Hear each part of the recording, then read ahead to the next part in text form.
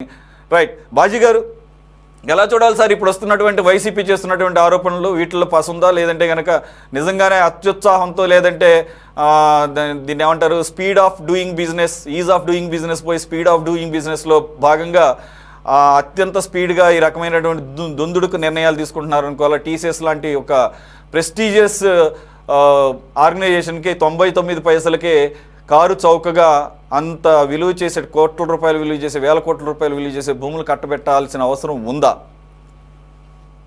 ఖచ్చితంగా లేదండి. కాంగ్రెస్ పార్టీ నుంచి కూటమి ప్రభుత్వం చేస్తున్న ఇటువంటి చర్యలను మేము ఖండిస్తూ ఉన్నాం, వ్యతిరేకిస్తున్నామండి. ఎందుకంటే అసలే మనది పేద రాష్ట్రం, ఆర్థిక పరిస్థితి అంతంత మాత్రంగా ఉంది. మరి ముఖ్యమంత్రి గారు ఈ భూముల ద్వారానే నేను సెల్ఫ్ సఫిషియెంట్ రాష్ట్రంగా రాజధానిని నిర్మిస్తాము, అట్లాగే ఆర్థికంగా ప్రగతిని సాధిస్తాము అనేది చెప్తా ఉన్నారు. ఈ రకంగా విలువైన భూముల్ని ఇట్లా నామినల్గా కూడా కాదు, 99 పైసలు అంటే హాస్యాస్పదం, ఇలా ఇవ్వటం ద్వారా ఏ రకంగా ఆర్థిక అభివృద్ధి సాధిస్తారనేది నాకైతే అర్థం కావట్లేదు. అఫ్ కోర్స్ టీసీఎస్ అన్నది పెద్ద సంస్థ, ఇన్ఫర్మేషన్ టెక్నాలజీ రంగంలో పేరెన్నిక అనేక వ్యాపకాలు ఉన్నాయి, పేరెన్నిక కలిగిన ఆర్గనైజేషనే కాదనలేం. కానీ 64,000 కోట్ల రూపాయలు టర్న్ ఓవర్ చేసి ఈ సంవత్సరం గ్రాస్గా 2024-25లో 48,553 కోట్ల లాభం సాధించిన సంస్థకి 99 పైసలకి ఎకరాకి భూమి ఇవ్వాల్సిన అవసరం ఉందా?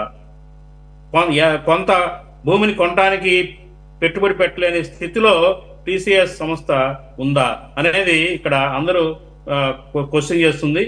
ఏంటంటే ఇక్కడ వాళ్ళు 12,000 ఉద్యోగాలు ఇస్తారా, ఎప్పటికి ఇస్తారు, ఆ కంపెనీలు ఎప్పుడు ఎస్టాబ్లిష్ అవుతాయి, ఇవన్నీ కూడా అది మనం చెప్పుకోలేని అంశాలు, ఎప్పటికి జరుగుతాయో చెప్పలేం. కానీ ఈవేళ భూమిని, విలువైన భూమిని కొంత ఆదాయం వచ్చే విధంగా ఇవ్వాలి. కానీ మరీ 99 పైసలకే ఇస్తే రాదా? లేకపోతే రాదా? కంపెనీ ఇక్కడికి పెట్టరా? వాళ్ళు విన్ విన్ పాలసీ ఉండదా? లాభాపేక్ష లేదా సంస్థకి? అది ప్రైవేట్ సంస్థే కదా. ఆ ప్రైవేట్ సంస్థ లాభం రాదా? ఆ వ్యాపారం చేస్తే అది వ్యాపారమే కదా వాళ్ళు చేస్తుంది. ఎందుకు ఆ రకంగా భూములు వాళ్ళకి ఉచితంగా ఇవ్వాల్సిన అవసరం ఏముంది? రాష్ట్రానికి ఆదాయం రావాలి కదా. వాళ్ళు ఒక 5,000 కోట్లకో లేదా 3,000 కోట్లకి విలువ చేసేది కొంత నామినల్ ప్రైస్కి ఇవ్వచ్చు కదా. అందులో ఇది కేవలం లీజు కూడా కాదు, అమ్మటం, అమ్మేసేయటం, సేల్ డీడ్. ఇది చాలా తప్పు. రాష్ట్ర ప్రభుత్వం మరి ఈ సంస్థకి ఇస్తుందా? భవిష్యత్తులో మరి లోకేష్ గారు చెప్పినట్టు వచ్చే ప్రతివాడు వస్తాడు సూట్ కేసు తగిలించుకొని, నేను ఒక ఐటీ కంపెనీ పెడుతున్నాను, నాకు భూమి ఇవ్వండి, అందరికీ ఇదే రేటుకి ఇస్తారా? 99 పైసలకి ఇచ్చేస్తారా అందరికీ? కాబట్టి ఏంటంటే ఇది కరెక్ట్ కాదండి. ఎందుకంటే టీసీఎస్ సంస్థ అనేది పెద్ద స్తోమత కలిగిన సంస్థ, వాళ్ళ లాభాల్లో నడుస్తున్న సంస్థ. వాళ్ళకు కూడా కన్సర్న్ ఉంటుంది ఆంధ్రప్రదేశ్లో వాళ్ళ యూనిట్ పెట్టాలని, సంస్థను స్థాపించాలని. ఎందుకంటే ఇక్కడ కూడా మరి స్కిల్స్ ఉన్న నిపుణులు ఉన్న యువత ఉన్నారు ఆంధ్రప్రదేశ్లో కూడా. వాళ్ళకి మ్యాన్ పవర్ ఉంది. ఈ రాష్ట్రంలో కూడా వాళ్ళ సంస్థని, వ్యాపార అవకాశాలని అభివృద్ధి చేసుకోవాలనే కాంక్ష వాళ్ళల్లో కూడా ఉండాలి. విన్ విన్ పాలసీతో రావాలి. కానీ ఈ రకంగా ఉచితంగా భూములు ఇచ్చేస్తే వాళ్ళు పెట్టేస్తారనుకోవటం అవివేకం, కరెక్ట్ కాదనేది మా ఉద్దేశం. అంతేకాదు, ఇందాక మాట్లాడుకున్నట్టుగా ఉర్సా సంస్థ కూడా అంతే. ఆ సంస్థ కూడా ఏంటంటే మరి వాళ్ళు ఆరోపిస్తున్నట్టుగా వైసీపీ వాళ్ళు చాలా తీవ్రమైన ఆరోపణలు చేశారు. అది 2 నెలల క్రితం ఫిబ్రవరిలో అమెరికాలో స్టార్ట్ అయిన 2 వ్యక్తులతోటి స్టార్ట్ అయిన సంస్థ. ఆ ఇద్దరు కూడా తెలుగుదేశం పార్టీ సానుభూతి పరులని, వాళ్ళకి లోకేష్ తోటి సాన్నిహిత సంబంధాలు ఉన్నాయని, అందుకే ఆ ఉర్సా సంస్థ కోసం 60 ఎకరాలు, దాదాపు 59 ఎకరాల భూమిని కేటాయిస్తున్నట్టుగా కేబినెట్ నిర్ణయం తీసుకున్నట్టుగా, మరి అది కూడా ఒక తీవ్రమైన అంశము, అది కూడా తప్పు.